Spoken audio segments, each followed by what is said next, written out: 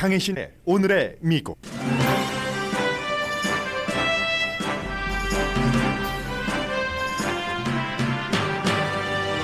오늘 새벽 당파적인 예산안이 연방 상원에서 통과됐습니다.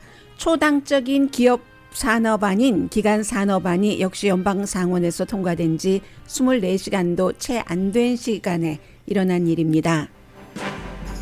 초당적인 기간 산업안에 대해서는 민주당 바이든 대통령과 공화당 미치 매코넬 상원 대표가 서로 상대를 칭찬했습니다.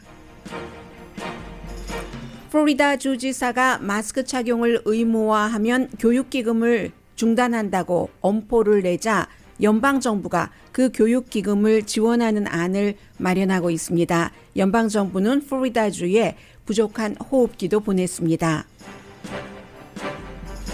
텍사스주 판사는 마스크 착용 의무화를 막는 주지사 행정명령에 시행 중지 판결을 내렸습니다. 텍사스주 하원 의장은 52명의 민주당 의원 체포영장에 서명했습니다. 투표 제한법 통과를 막기 위해 민주당 의원들이 연방의사당으로 가버린 사태에 대한 공화당의 대응입니다. 트럼프 전 대통령 임기 말기에 사임한 박병진 전 애틀랜타 검사가 오늘 연방상원 법사위원회에 출석합니다. 트럼프 전 대통령이 부정선거였다고 주장하면서 검사가 수사해 주길 원했지만 응하지 않은 뒤 사임했기 때문입니다. 7월 소비자 물가는 올랐지만 큰 폭 오름세가 주춤해서 대부분의 전문가들은 인플레이션이 당장은 피크를 지난 것으로 해석합니다.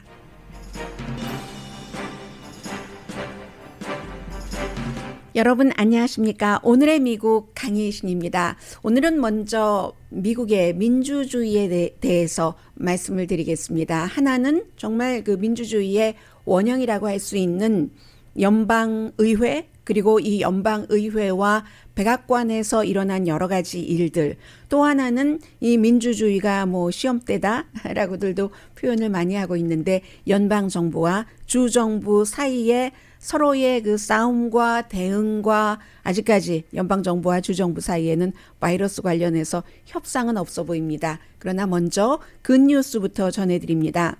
글쎄요, 이 같은 과정이 민주주의의 그 발전일 수도 있고 어떤 꽉 막혀 있는 부분에서는 정말 미국의 민주주의가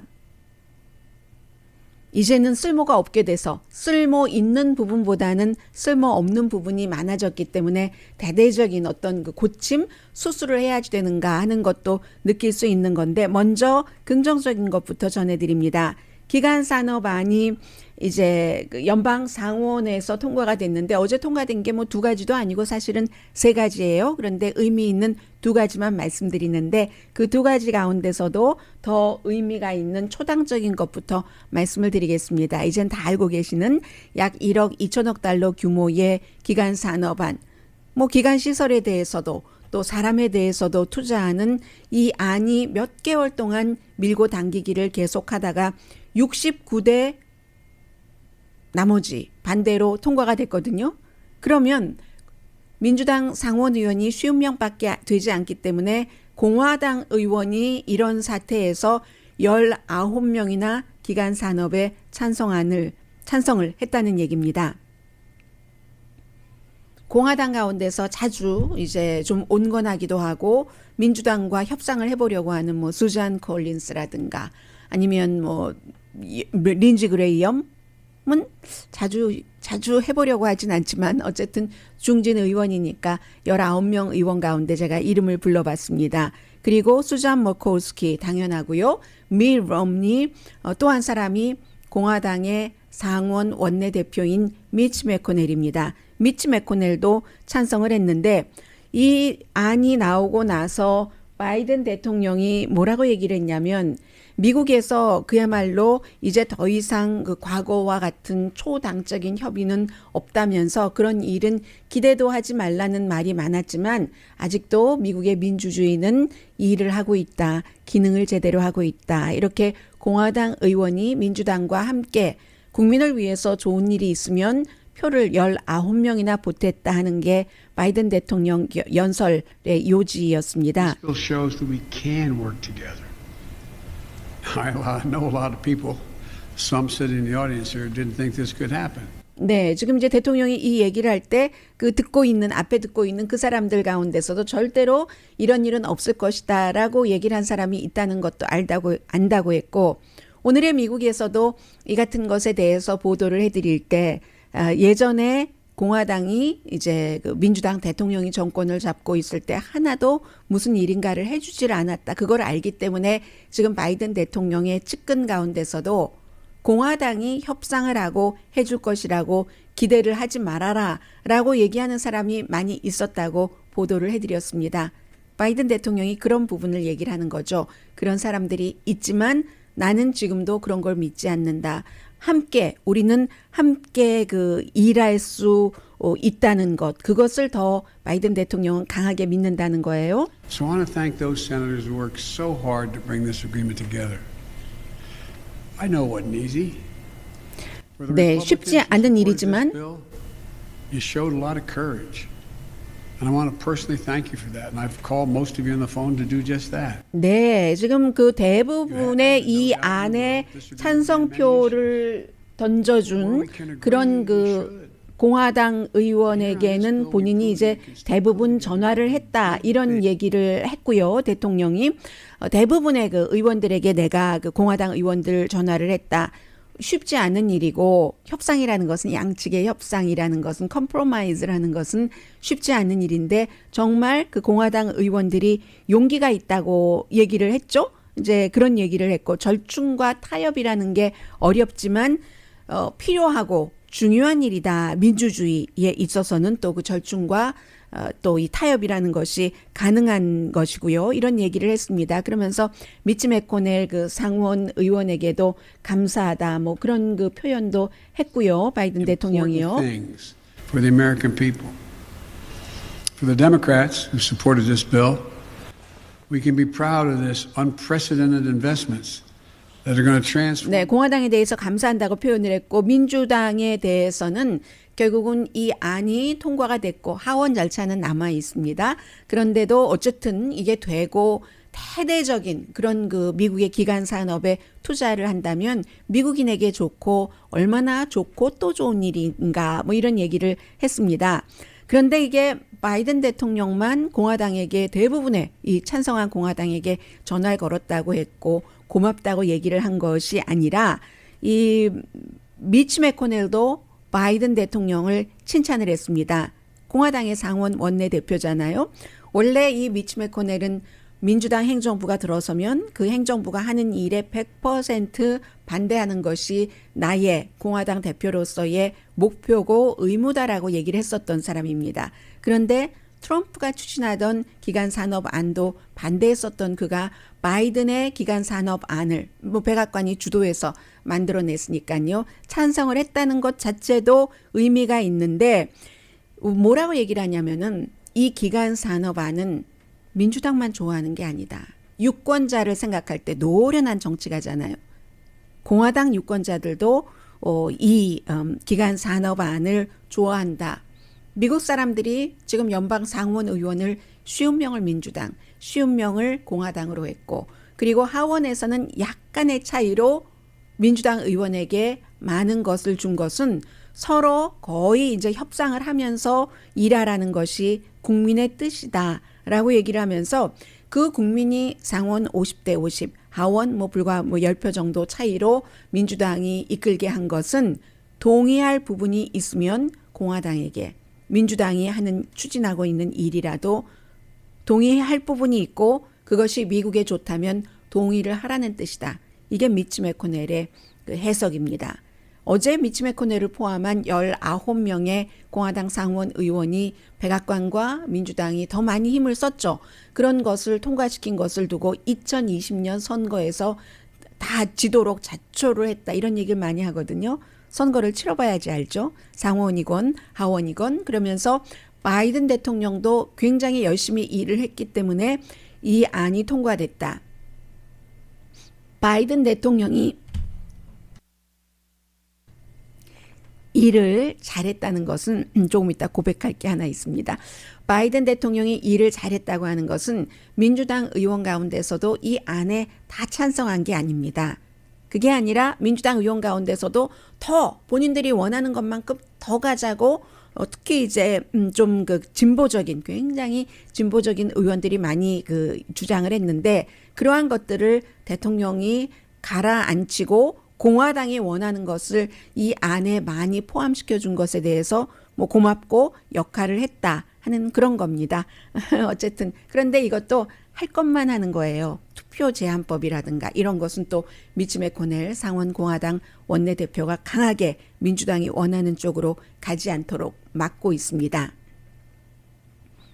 초당적인 것만 있는 건 아닙니다. 같은 예산안인데 이것은 이제 한 8년 정도를 잡고 하는 굉장히 크죠. 초당적으로 통과시킨 것보다 당파적으로 통과시킨 민주당 의원 50명만 찬성을 한 3조 5천억 달러의 예산안은 50대 49 민주당 의원들만 찬성을 해서 통과가 됐는데 척 슈머 민주당의 그 상원 원내대표의 경우는 미국인을 위한 안이다라고 얘기를 하지만 공화당은 돈 너무 우선 크잖아요. 초당적인 것보다도 3배나 많고 해서 크기 때문에 전부 그 반대를 했는데 여러 번 말씀드렸습니다. 뭐 아웃라인만 지금 통과된 거예요. 뭐 헬스, 메디케어 뭐 이런 것들을 메디케이드죠. 확장한다던가 뭐 2년제 등록금을 프리로 한다던가 킨더가든 뭐 프리로 다 교육받을 수 있게 한다던가 기후 변화, 패밀리에 관한 것에 돈으로 그 지원을 하는 처방약값 내리기도 여기 포함되어 있습니다. 처방약값을 내리는데 정부가 그 협상에 개입을 할 수 있다. 개입 내지는 참여를 할 수가 있다 하는 것도 포함이 된 거거든요. 그럼 이 돈은 재원을 어디서 마련을 하느냐? 2017년도에 트럼프 전 대통령 당시에 굉장히 그 부자들의 세금을 엄청 많이 깎아줬었던 것. 그것을 원상복귀하면서 이제 이 재원을 마련한다 하는 것이고 이 안도 마찬가지로 연방 그 상원에서 민주당의 100% 지지로 통과가 됐지만 하원에 가야지 됩니다. 초당적인 기간산업안이나 이 당파적인 예산안이나 모두 하원에서는 어떻게 될지 확실하게 알 수는 없는 것이고요. 이 두 안 모두 하원에서 주로 이제 그 민주당의 진보가 역할을 조금 해줘야지 되는데 어떻게 될지 모릅니다. 그러나 여기까지만 하더라도 지금 일단은 바이든 대통령에게 큰 승리라는 겁니다. 바이든 대통령이 얘기를 한 것처럼 많은 사람들이 초당적인 안이 나온다니 그건 말이 안 되는 거야 했는데 일단 나왔잖아요. 이래서 지금 민주주의의 과정이 연방 차원에서 일어나고 있고요. 그리고 이제 연방과 주 정부의 어떠한 그 부딪힘이라고 볼 수도 있고 이 과정은 적응해가는 과정은 아니에요. 그것은 코로나 바이러스 사태로 알 수가 있는데 지금 백악관이 가장 델타 바이러스가 핫한 지역에 플로리다주가 포함되죠. 그리고 가장 핫한데도 백신 접종과 마스크 착용 의무화에 대해서 강하게 반대하는 주가 학교에서도 그게 이제 그 주 정부 차원의 주지사 차원의 플로리다주입니다. 학교에서 아이들 개학하면 어린아이들 12살 미만은 백신 접종을 받을 수도 없으니까 마스크를 실내에서 써야지 된다 하는 교육부들의 결정, 도시가 많은 그런 교육부들의 결정에 플로리다의 론 디센티스 주지사가 그거 하면 안 돼라고 하면서 그렇게 하면은 그곳에 있는 뭐 누구누구의 봉급을 일단 동결하겠어 라고 얘기하니까 지금 백악관이요. 그런 봉급 동결 같은 것을 연방정부에서 지급하는 것을 고려하고 있습니다. 그리고 나중에 이제 주정부에서 주겠죠. 언젠가는 동결이니까. 그러면 이제 주정부로 다시 반환을 한다던가 하는 것인데 이것이 주에서는 그렇게 하지 말아라. 마스크 안 쓰면 어때? 하는 것으로 밀고 나가라는 것이고 교육부에 연방정부에서는 지금은 마스크를 써야지 될 때다 하는 것을 주장을 하면서 돈 가지고 지금 돈 싸움 하고 있는 거잖아요. 교육부가 물론 하겠죠. 연방 교육부가 이제 그 로컬 교육부에 무슨 뭐 주지사가 저 사람 봉급 주지 마, 저 교육감 봉급 주지 마 하면 그 봉급을 이제 미리 준다는 얘기가 되겠는데 바이든 대통령이 이렇게 얘기를 했습니다. 디센티스 플로리다 주지사는 아니 마스크 쓰는 것을 부모가 자녀에게 알아서 하는 거지 뭐 정부가 이래라 저래라 해 하니까 거기에 대해서 바이든 대통령이 답하기를 어제 제가 이 시간에 여러분들께 말씀드렸던 것과 똑같은 얘기라더군요. 그렇게 부모의 권한이라고 하고 하면은 주 정부도 개입하지 말아야지. 이 얘기를 그 바이든 대통령이 했거든요. 왜 주 정부는 로컬 교육부에서 우리 그 로컬 상황에 맞도록 결정한 것을 주 정부가 하지 말아라고 하느냐. 이게 그 앞뒤가 맞지 않느냐. 뭐 이런 얘기를 했고요. 아무튼 여전히 그 플로리다의 주지사는 아니 백악관이 우리 로컬 사람들에게 봉급을 준다고 그것도 부모의 권한을 믿지 않는 부모의 권한 부모가 마스크를 쓰든지 말든지 결정을 해야지 된다는 거예요. 자유를 얘기를 하는 거죠. 그리고 이제 연방 정부에서는 생명을 얘기하는 거고요. 아무튼 그렇습니다. 그래서 이제 바이든 대통령은 플로리다의 그 론 디센티스 주지사에게 이 코로나 바이러스 사태에 대해서 좀 빠져주세요. 이렇게 그 얘기를 했고요. 그러자 또 그 디센티스는 이렇게 답을 하죠. 텍사스의 주지사가 한 것처럼 바이든 대통령의 국경 이민 정책이 잘못됐기 때문에 그렇게 국경으로 들어온 바이러스를 갖고 있는 이민자들이 플로리다주에 바이러스를 퍼뜨리고 있다. 이제 이렇게 얘기를 하고 있습니다. 이민자들은 항상 모든 이슈가 있을 때 어느 쪽에서건 자신들의 유리하게 이용을 하려고 하는 것이 많기 때문에 정치인들은 우리는 이용당해서는 안 된다는 것을 어떤 형태에서든 또다시 확인을 하게 되는데 처음에 그랬잖아요. 바이러스가 중국 거다 하면서 에이션 혐오 범죄가 일어났고 한국 분들도 지금도 피해를 보고 계시고 또 이렇게 플로리다나 텍사스주 같은 데서는 이민자들이 묻어왔잖아. 그럼 물론 남미에서 오는 이민자 이런 사람들을 대체적으로 칭하는 거겠지만 그 이민자라는 큰 카테고리 안에는 코리안 아메리칸들도 들어가 있죠. 어쨌든 이런 형태로 지금 그 주정부와 연방정부 백악관과 이 플로리다의 론 디센티스 주지사가 예를 들어 싸우고 있는 거죠. 플로리다주는요. 백신 접종률이 낮고 이렇게 많이 퍼지는 것 가운데 하나가 병상도 지금 얼마 없어요. 중환자실 병상은 90% 이상이 찼고 일반 병상 침대도 85% 이상 지금 차 있거든요. 그럼 얼마 룸이 남아있지 않은 거잖아요. 인공호흡기도 부족합니다. 그래서 연방정부가 플로리다 주지사에 대해서 정부의 권한에서 연방정부 권한에서 백악관이 제동을 걸 수 있는 건 걸고 있지만 인공호흡기 모자라다. 이런 건 수백 대 인공호흡기도 지금 보냈다고 하고요.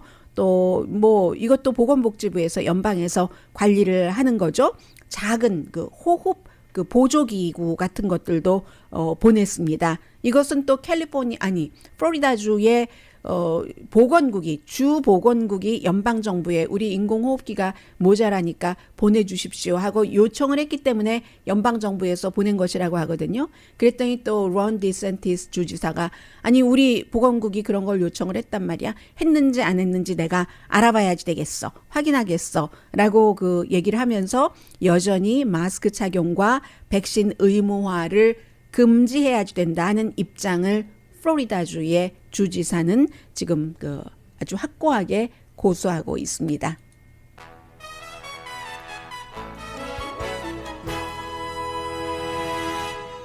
그래서 그 플로리다주와 연방 정부 특히 이제 백악관이 이렇게 충돌하는 부분은 결국은 그 유권자들의 생각으로 풀어질 것 같거든요. 왜냐하면 공화당의 미치 매코넬 상원 원내대표가 이 기간 산업안을 공화당이 초당적으로 통과시켜야지 되는 것이 유권자가 그걸 원하기 때문이다라고 얘기를 했잖아요. 과연 일반 그 부모님들은 백신 접종이나 어린 자녀에 대해서 마스크 착용에 대해서 생각이 조금 다르거든요. 두 가지 이슈에 대해서 어떤 생각을 하고 있는지가 이제 피어오르는 시점이기 때문에 그것이 결정을 할 것 같고요. 그리고 제가 첫 부분에 앞부분에 좀 목이 막혔었잖아요. 최근에 너무너무 아니에요. 너무 재밌진 않았어요. 그런데 그 한국에 그 드라마 있잖아요. 연속 드라마 다 지나간 예전 건데 그것을 두 개를 제가 연달아 며칠 동안에 하나는 시즌 1, 시즌 2까지 16편, 32편 있는 거. 그리고 어제 그제 이틀 동안은 16편 있는 거. 그러니까 드라마 2편, 시즌으로는 3개를 몰아서 보다 보니까 하나도 안 피곤하거든요. 그런데 목은 잠기네요. 제가 또 이러면서 또 반성을 하는 거죠. 새벽까지 보지 말자. 그러므로 오늘의 미국을 진행하는 저나 여러분이나 공통적인 그 생활의 부분이 있습니다. 저도 뭐 좋은 미국 영화, 아주 좋다는 뭐 한국 영화. 이건 내 취향은 아니지만 이번에 두 가지 본 것은 제 취향은 아니거든요. 그런데 너무 많은 오늘의 미국 청취자분들도 꼭 보셨다 그러고 너무 좋다고 하시니까 도대체 왜 좋다고 하실까? 여러분과 같이 그 생각을 여러분이 하고 계시는 아주 정성 들여서 사랑을 쏟으면서 하고 계시는 일들을 저도 하고 싶어서 그것을 또 한번 밟으면 끝까지 연속극에 대해서 밟아야지 되기 때문에 운전할 때 무서워서 속도 못 내면서요. 사흘 동안 하느라고 목이 조금 쉬었습니다. 잠시 뒤에 뵙겠습니다. 네, 잠시 뒤에 뵙죠. 라디오 서울 방송 오늘의 미국 듣고 계십니다. 네, 이 정도면 알람인데요. 지금 7월 달에 조사를 했더니 모든 분들께 다 해당되는 뉴스입니다. 저도 지금 방금 봤습니다. 파이저 백신이 7월 달에 이 그 감염을 막은 그 비율이 델타 바이러스잖아요. 지금은 거의 42%밖에 안 된다는 겁니다. 반보다도 더 이 바이러스의 침투력이 강한 거예요. 42%라는 것인데 지금 이 조사는 메이오 클리닉이 지금 쭉 그 조사를 한 것이고요. 모더나가 파이저보다는 이제 조금 나은 것 같아요. 물론 모더나나 뭐 파이저나 전부 병원에 입원을 한다던가 하는 그런 것은 아직도 뭐 90% 모더나 같은 경우 90% 이상 맞고 파이저도 85% 병원균이 그 바이러스가 침투를 한다 하더라도 병원에까지 가는 것은 별로 많지 않다는 이것은 유지가 되지만 그런데 변이 바이러스 자체를 막는 것이 뭐 여러 가지 뭐 케이스별 조사를 했겠죠. 그래서 그 통계 자체는 42%밖에 안 된다. 저도 지금 보는 것이기 때문에 다음 그 CM 때 다시 보고 이 내용은 조금 더 자세히 전해드릴 필요가 있다고 보여지고요. 그리고 제가 지금 바이러스 뉴스를 전해드리려고 하지 않았는데 갑자기 많은 그 새로운 헤드라인들이 나오거든요. 예를 들면 여러분들께서 지금 어디 다시 이제 그 집 밖에서 생활을 하실 때 굉장히 조심을 하셔야지 된다는 거죠. 가장 중요한 점은 증권시장이 항상 걱정하고 있는 불확실성. 뭐든지 제대로 딱 100% 우리가 알고 있는 게 아니기 때문에 백신 접종 받았다는 가짜 카드가 굉장히 블랙 마켓에서 최근에 많이 팔리고 있다는 겁니다. 백신 접종 의무화를 강화하면 할수록 가짜 카드 판매도 늘어나는 거죠. 그리고 또 이건 무슨 내용인가요? 아메리칸 에어라인, 델타, 사우스웨스트가 직원들에게 그 맨데이트를 그 강제를 하지 않는다. 백신이겠죠, 당연히. 이것은 그 마스크가 아니라 뭐 사연이 있겠지만 어쨌든 이 세 군데의 미국 항공사가 직원들에게 백신 접종을 의무화하지 않겠다. 뭐 고소 뭐 이런 여러 가지 우려 등도 있겠죠. 그리고는 그 백신 접종을 다른 나라는 없어서 못 받는데 지금 또 뭐 수백만 도스 이상이 유효 기간이 지났기 때문에 없애버려야지 되는 빨리 보내줘. 다른 옆 나라에라도 좀 제 거 아니지만 아깝고 하지 않으세요, 여러분? 지금 그런 뉴스도 들어오고 있고 유튜브가 랜드 폴의 어카운트를 일단 중지시켰습니다. 공화당의 연방 상원 의원, 공화당이긴 하지만 굉장히 자유주의적인 그런 성향이 왜 했냐면 마스크의 효능에 대해서 의심을 품는 그런 것을 또 동영상을 올렸기 때문이죠. 이분은 그러다가 전에 본인이 감염된 적도 있어요. 랜드 폴.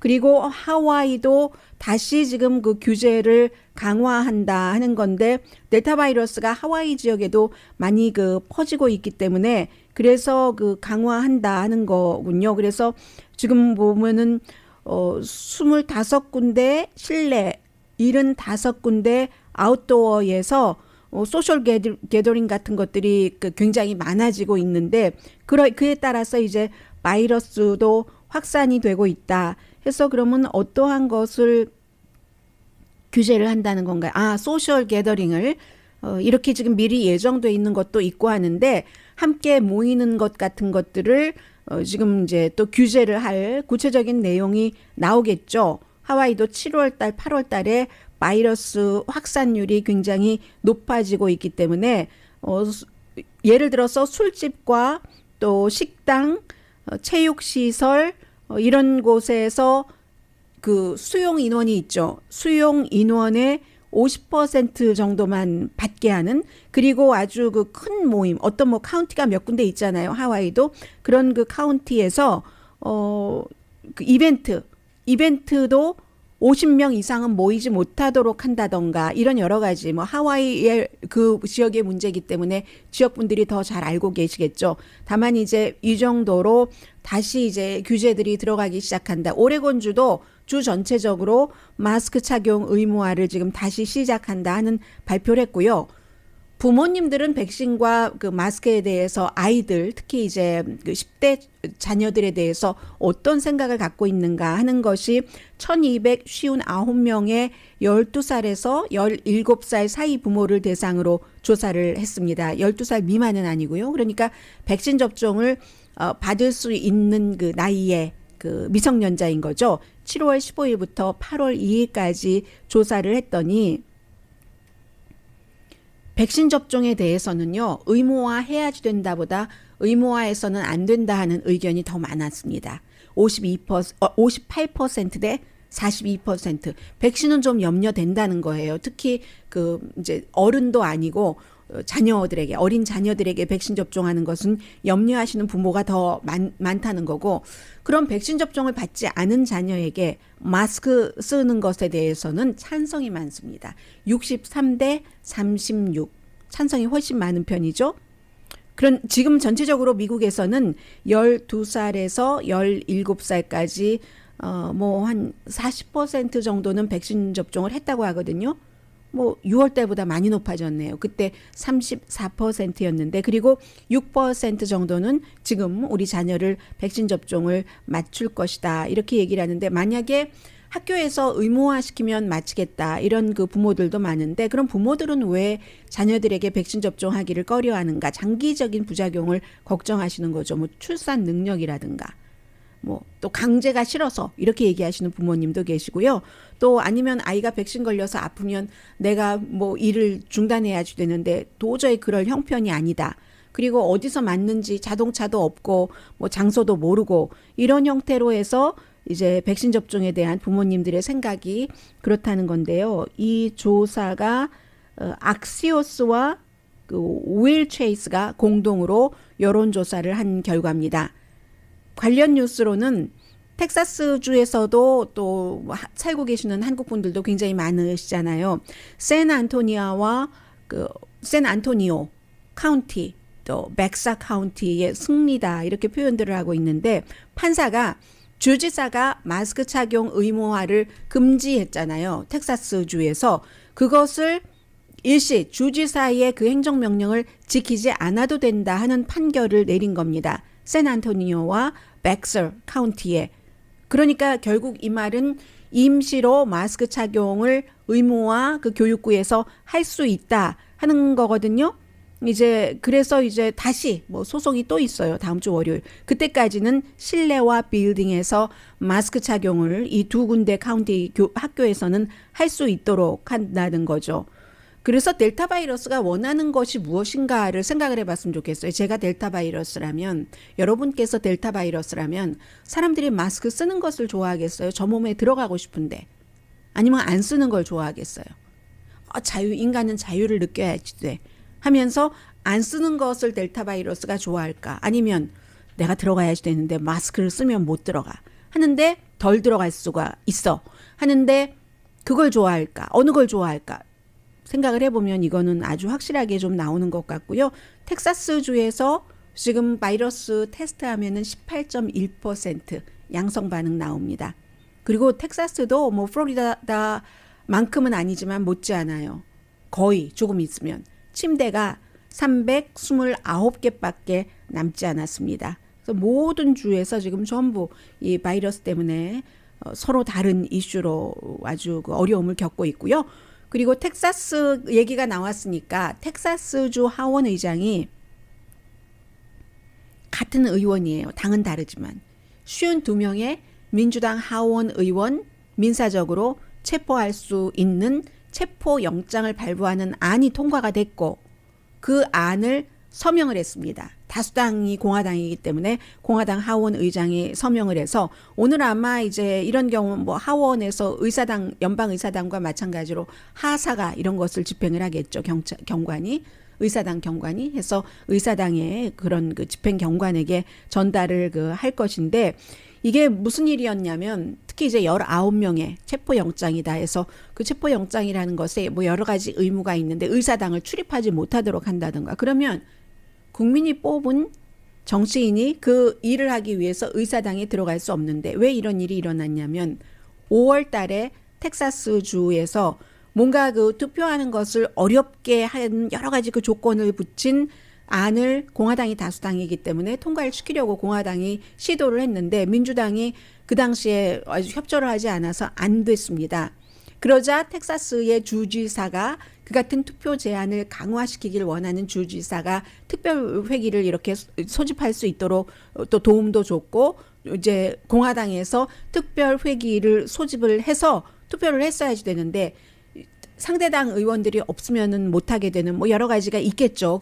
그 조건이 있겠죠. 그래서 이 상대당 의원들이 전부 워싱턴주로 버스를 타고 갔습니다. 버스를 타고 가서 연방정부 차원에서 민주주의인데 투표하는 것을 쉽게 해야지 왜 지금보다 더 어렵게 한다고 하는 것이냐라고 얘기를 하면서 이제 그 자신들의 뜻을 알리고 그래서 결국은 그게 투표에 붙여지지 못했고 이러한 것에 대해서 벌을 줘야지 된다. 체포해야지 된다 하면서 지금 영장 발부권에 대해서 이렇게 됐는데 이것도 그 뒤의 절차는 아직 모르겠어요. 무슨 의원이 의원들을 체포하고 물론 의사당 경관이 하겠지만 가끔 하는 경우 있어요. 코로나 바이러스 사태 이후에는 텍사스에서도 아프리칸 아메리칸 여성 의원이 뭐 텍사스주 맞나요? 아무튼 체포되고 했었잖아요. 그런 일이 있기는 하지만 이 케이스는 그럴 것 같지는 않지만 이 정도로 주 의회에서도 투표권이다. 코로나 바이러스다 해서 민주당과 공화당이 간격을 줄일 수 없는 그런 사태가 벌어지고 있고요. 그렇기 때문에 지금 공화당의 연방 상원 원내대표 미치 매코넬이나 민주당인 조 바이든 대통령이 서로에게 이렇게 연방 의회에서 초당적으로 기간 산업안을 통과시키게 된 것을 서로 자축하고 서로 잘했다 칭찬도 해주고 하는 거겠죠. 앤드류 쿠모 뉴욕 주지사의 사임에 대해서는 뭐 어제 말씀드린 그 이상의 특별한 새로운 내용이 나오진 않습니다. 그런데 이제 기본적으로는 이게 어제 한 가지 못 전해드린 것은 쿠모 주지사가 나를 성희롱을 했어.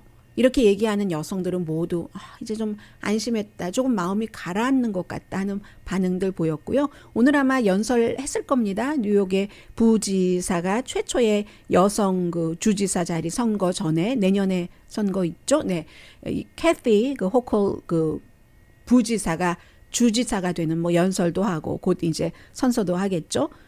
여성으로 처음이라고 하면은 뉴욕에서요. 뉴욕 주가 설립이 된 게 굉장히 오래됐지만 뭐 재선도 하고 또 이렇게 앤드류 쿠모처럼 삼선까지 앤드류 쿠모의 아버지인 마리오 쿠모까지 삼선까지 한 그런 주지사가 있기 때문에 모두 주지사는 이렇게 56대였었거든요. 57대가 되는 거예요. 57대 57명째 가서야 여성이 처음으로 주지사가 됐다. 남자와 여자의 확률은 50% 대 50%. 인구비도 아마 뭐 뉴욕 대도시니까 대도시가 많이 포함되어 있으니까 뭐 남자와 여자가 거의 비슷하거나 그렇겠죠? 그런데도 57명, 56명 주지사들이 모두 이제 그 남자 56대까지는 이게 더 정확한 표현이네요. 56대까지는 전부 남자였고 57대가 되어서야 여자 주지사가 됐다는 것이고 그리고 이제 왜 자발적으로 사임을 했을까? 앤드류 쿠모 같은 경우는 미래를 위한 포석이라고 보는 사람들이 많습니다. 만약에 지금 물러나지 않는다면 뭐 탄핵한다고 하고 실제로 탄핵까지 돼버리면 공직에 출마할 수 없잖아요. 뉴욕법에 따라서도. 만약에 대통령이 지난번에 1월 달에 하려다가 민주당에서 실패했었던 대통령을 지금 탄핵을 시켜야 다시 대선에 출마한다. 이런 것을 못한다 했었던 것. 그런 것처럼 만약에 탄핵이 되면은 다시 이 사람이 정치인을 할 수가 없습니다. 그래서 탄핵되기 전에 보드랍게 사임을 하고 아마 사임하는 과정에서 그렇기 때문에 나의 법적인 잣대나 양심이나 뭐 나의 변호사도 그렇고 내가 성희롱한 것 아니라고 하더라. 그러나 뉴욕을 위해서 지금 할 일이 얼마나 많은데 뉴욕 잘 되라고 사임한다라고 해놨다가 내년 선거에 다시 이제 4선에 도전을 한다는 거겠죠. 그 사이에 그럼 앤드류 쿠모 뉴욕 주지사는 현 부지사가 주지사가 된 이 케이스 굉장히 뉴욕 주정부의 일을 못하기를 원할 수밖에 없는 겁니다. 본인이 또다시 출마를 하기 위해서는. 그런 이제 앤드류 쿠모가 미투 무브먼트 등등으로 해서 이러한 일들이 막 불거질 때 저 사람 내려갔으면 그래야 단계별로 다 그 자리에 올라가잖아요. 부지사 자리엔 또 누가 올라 이런 거 있잖아요. 그렇게 바랬었던 사람, 그 바랬었던 사람들이 또 일을 못하기를 앤드류 쿠모 뉴욕 주지사는 원하고 있는 거죠. 참 정말 이럴 수도 있네 하는 게 지난해에 앤드류 쿠모 뉴욕 주지사의 지지도가 뭐 87% 거의 90%까지 올라갔었던 때가 있거든요. 코로나 바이러스 잘 잡았다고. 어쨌든 지금 이렇게 돼서 그 뜻은 이렇다더라 하면서 잠시 뒤에 경제 뉴스 전해드립니다.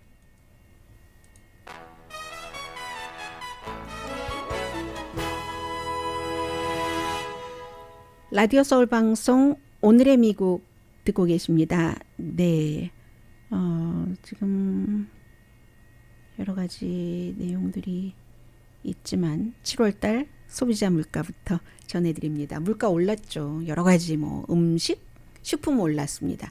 그리고 뭐 에너지, 뭐 서비스 올랐는데 6월에 비해서 0.3%가 올랐거든요. 투자가들은 0.4%가 오를 것으로 예상을 했는데 예상보다는 오름폭이 낮다는 겁니다.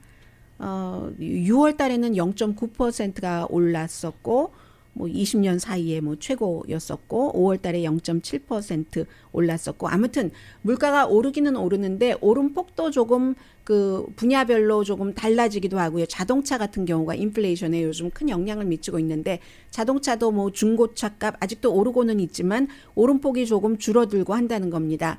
이런 모든 것들을 연방준비제도가 지켜보고 있고 이 그동안 계속 인플레이션 얘기가 나올 때마다 임시적으로 물가 상승하는 거야. 임시야 했었던 것이 일단은 지금으로서는 이렇게 피크를 친 것인가 이렇게 보고 있는 전문가들이 있거든요. 그래서 중고 자동차 값 7월에 0.2%가 올랐는데 6월 달에는 10.5%가 올랐었잖아요. 새로운 자동차 값도 7월에 1.7% 인상, 6월 달에는 2%.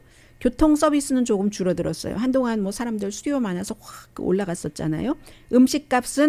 음식값만 다른 그 아이템보다 더 많이 올랐습니다. 6월 달에 0.7%가 올랐는데 7월 달에는 식료품비가 0.8%가 올랐으니까요. 그래도 한창 막 어디 하늘 올라가는 거 모르고 뭐 열기구 타고 올라가는 것처럼 쫙쫙쫙쫙 올라갈 때 그때에 비해서는 조금 주춤해졌다는 얘기고요. 그리고 어제 제가 하나를 헤드라인에서 전해드리고 못 전해드렸던 것 가운데 하나가 간단히만 말씀드리자면은 아직도 재택근무 하시는 분들이 많잖아요. 텔레워킹이라고 우리가 이름을 부르고 있는데 학생들도 멀리서 공부하는 것도 뭐 리모트 공부하기도 하는데 이런 재택근무가 지속되면서 집 아파트먼트에서 부부가 일을 하고 있는 경우는 누가 좀 남아있는 공간을 쓰지? 이런 것에서 여성들이 자꾸만 밀린다는 거예요. 기본적으로는 돈 더 잘 버는 사람을 이렇게 대우를 해줘야지 되니까 같은 일을 하면서도 남성과 여성 그 차이에 어떤 그런 것들이 있죠. 격차가 있으니까. 물론 여성이 더 많이 버는 집들도 있지만 여성이 남성에 비해서 더 나쁜 일하는 공간을 차지한다는 겁니다.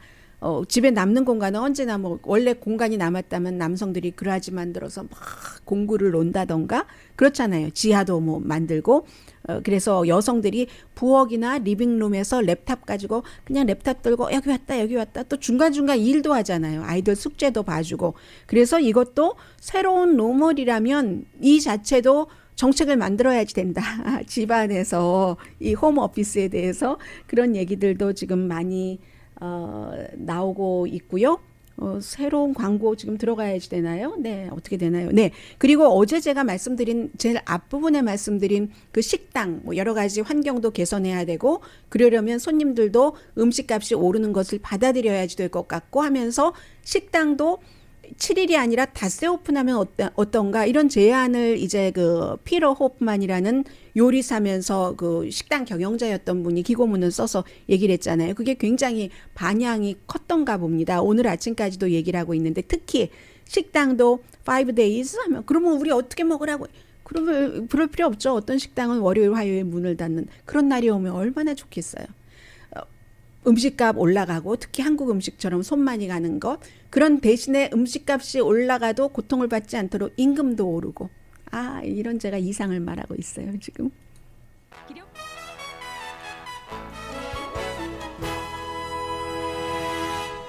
라디오 서울 방송 오늘의 미국 듣고 계십니다. 지금 미국에서 이제 정치 분야의 탑 뉴스는 박병진, BJ 박 전에 그 애틀란타에서 정치인도 했고 그리고 트럼프 전 대통령에 의해서 한인으로는 처음으로 애틀란타 지역의 검사로 이제 일을 할 수 있게 됐잖아요. 그분이 선거 끝나고 뭐 트럼프 전 대통령이 부정선거네 그쪽에 뭐 풀튼 카운티 같은데 다시 조사해 검사가 움직여야지 돼 하고 검찰총장에게도 주 공화당이죠.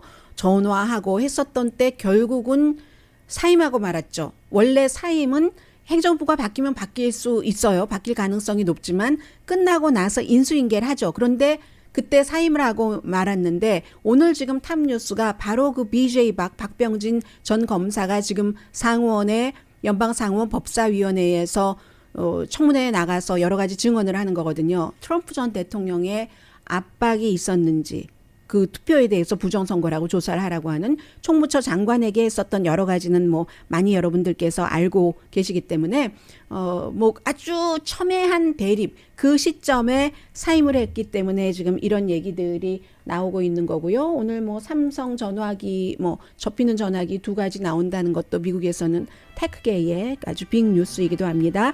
여러분들께서도 가끔 그러시는데요. 오하이오주에 사는 어떤 손녀가 할머니 집 냉장고를 청소하면서 냉동실에 있었던 25,000달러를 버려버린 겁니다. 그래서 이제 거기 관련 기구에 전화를 해서 사람들이 10명이 가서 쓰레기 매립지에 그냥 트럭을 부으려고 하던 찰나에 25,000달러를 찾았다는 거예요. 강혜신이었습니다.